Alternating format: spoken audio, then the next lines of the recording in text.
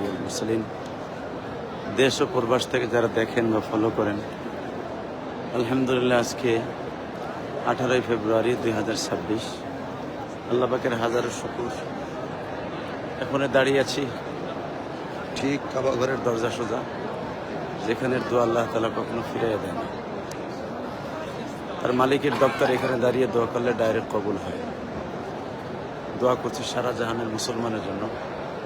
যারা এখন লাইভে জয়েন করছেন, লাইভটা দেখছেন, তারা বেশি বেশি শেয়ার করেন। কাবাঘরটা যারা জীবনে 2 নয়নে একবার দেখেন নাই, তাদের জন্য একটা সারপ্রাইজ।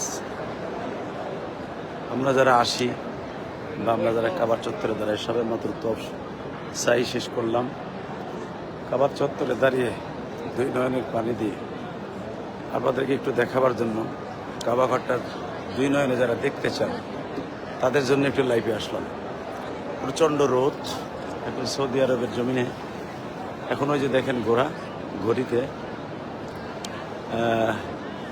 কয়টা বাজে? 11টা, সোয়া 11টা বাজে। আপনারা দেখতে পাচ্ছেন কিনা জানি না। গোলক টাওয়ার যেটাকে বলা হয়, এই ঘড়িটার ভিতরে প্রায় 9 থেকে 9.5 মণ স্বর্ণ আছে। কেউ বলেন আরো বেশি আছেন, জানি না।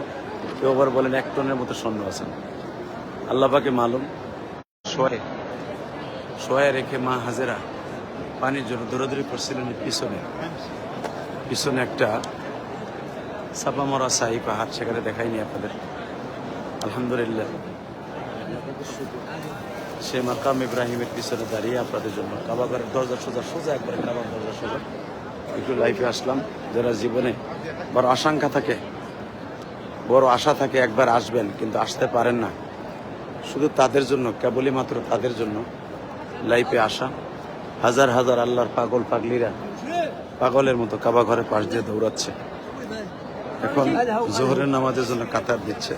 এই প্রচণ্ড রোদের মধ্যে তাকানো যায় না। সৌদি আরবে যারা থাকেন, তারা সৌদি সম্পর্কে যাদের জানা আছে, তারা বুঝতে পারবেন। যেখানে রোদের মধ্যে দাঁড়ায় থাকা, চোখের মধ্যে মনে হয় কি যেন বালু বিচ্ছে, এমন করে মনে হয়।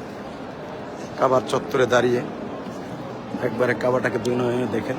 হয়তো এখন রোদ্রে এখানে দাঁড়ায় থাকা মুশকিল। মা হাজেরা এখান দিয়ে দৌড়িয়েছিলেন ইসমাইল আলাইহিস সালামকে সাথে নিয়ে। এখানে দাঁড়ায় থাকা খুবই মুশকিল। তো কাবাঘরটা যারা 2 নয়নে দেখতেছেন, এই যে কাবায় সেই হাতিম, ওই যে কাবায় হাতিম, 3টা স্বর্ণের গম্বুজ দেখা যায়, ছোট্ট ছোট্ট মিনারের মতো। এটাই হলো কাবা হাতিম। এখান থেকে আমার বিশ্বনবী মেরাজে গিয়েছিলেন। এটা হলো সেই মাকাম ইব্রাহিম, যেখানে ইসমাইল আলাইহিস সালামকে শোয়াই রেখেছিলেন। এটাই হলো মা হাজেরার ঘর। এই যে পুরোটা স্বর্ণের, কাবার দরজাটাও পুরো স্বর্ণের। এই কাবার দরজাটাই আমার বিশ্বনবী মুহাম্মদ রাসূলুল্লাহ সাল্লাল্লাহু আলাইহি ওয়াসাল্লাম তার পবিত্র হাত দিয়ে এই কাবার দরজা লাগানোর সময় হুজুরের হাত স্পর্শ লেগেছিলেন। আর এই পাশেই হলো আবু সুফিয়ানের বাড়ি ছিল। এই যে বাবে ফাতাহ, এর পিছনে আবু সুফিয়ানের বাড়ি ছিলেন। এই যে বাবে আব্দুল মালিক ইবনে ফাহাদ, এটা হলো আবু জেহেলের বোনের বাসা, উম্মে আউজের বাসা ছিলেন। আসলে এই নিদর্শনগুলো রাখা হয় নাই, কিতাব এবং হাদিসের দ্বারা ঘাটাঘাটি করলে পাওয়া যায়। তো দোয়া চাই। গলাটা শুকিয়ে গেছে, রোজা রাখছি তো, সৌদি আরবে আজকে প্রথম রোজা। আলহামদুলিল্লাহ, দোয়া চাই সবার কাছে। লাইভ থেকে বিদায় নিচ্ছি।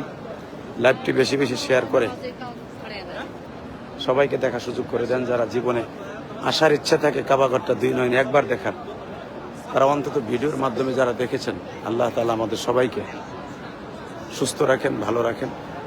আল্লাহ যেন আমাদের সবাইকে সদা সর্বদা একবার হলো জীবনে সুস্থ শরীরে এই বাইতুল্লাহ তওয়াফ করার, রওজাতুন নবী সাল্লাল্লাহু আলাইহি ওয়াসাল্লাম জিয়ারত করার তৌফিক দান করেন। আমিন।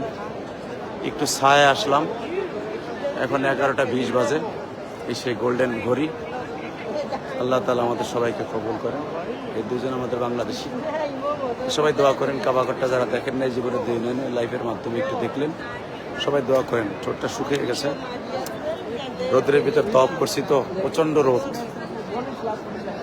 সাই করছে, অনেক কষ্ট হয়েছে। এখন চুল কাটতে যাবো। দোয়া করেন সবাই, আল্লাহ আমাদের সবাইকে কবুল করেন। আমিন। ওয়া মা তাওফীক ইল্লা বিল্লাহ। আসসালামু আলাইকুম।